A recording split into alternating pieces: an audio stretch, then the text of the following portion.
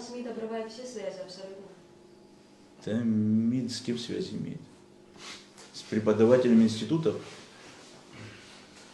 Ну, где наш МИД работает? Сегодня МИД должен сидеть в Москве, должен между ведомствами договариваться, пойти там, в МИД есть представительство, там, МВД, СГБ, того, там, Минобороны. Они должны договориться, и наш министр должен приехать уже встретиться, ввести тот диалог, который уже договора заключает. А не сам он своему коллеге звонит, сказать, там, когда там будет у вас, давайте пересечемся, давайте. Не должно так быть. Это все делает МИД. Но от того, что ты сзади экраны понавешиваешь и так далее, что это не кушают люди. Или твои там боты будут писать, там Чекрян, еще кто-то будет хрень какую-то писать, от этого что люди проснутся.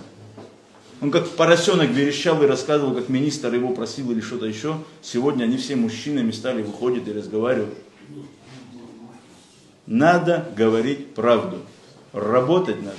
И каждый должен работать по профилю. Положите перед министром, он очень грамотный, потому что он учился и знает.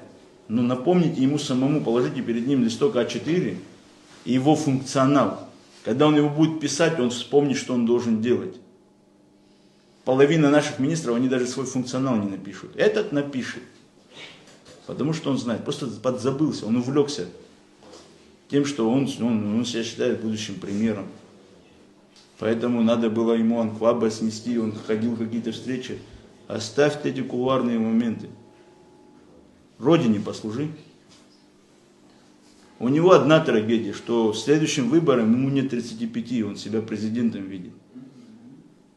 Он уже через людей просит, чтобы я устроил переворот с оттяжкой на год, чтобы он пошел. Но это я не знаю, это нездоровые люди. И они что думают, что эти вещи я в себе держать буду? Не, я очень болтливый, не говорите мне тайны. Мы поняли только что.